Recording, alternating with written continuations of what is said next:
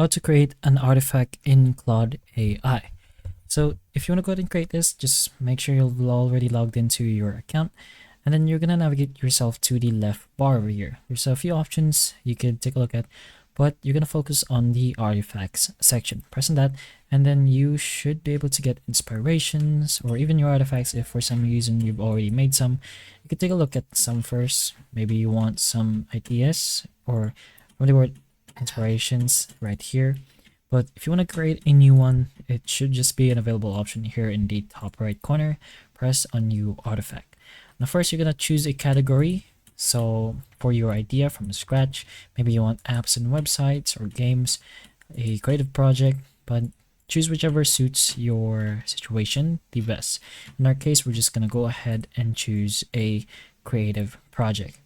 So it's gonna take some time for Claude to generate something, but you're just gonna go ahead and wait for this so that it's your turn to reply.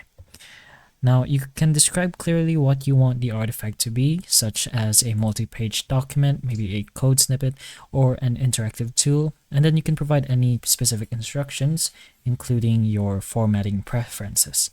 Claude may ask following up questions to refine your request, after which it will generate the artifact directly in the panel. And once created, you can somewhat edit or enhance, update the artifact. Then you can finally export, download, or share the file, making it a reusable, self-contained piece of content separate from the regular chat responses. So once it's all done, it should look something like this. You could copy it if you like. You can download, as we already mentioned. You have a few options depending on how it turned out. In our case, it's just as a PDF or a markdown, and we could just publish it as so. You can publish and copy the link, but that's pretty much how you create an artifact in your Claude AI. So hopefully the information of this video can help you, and if it can, please like and subscribe for more videos like this, and that's all.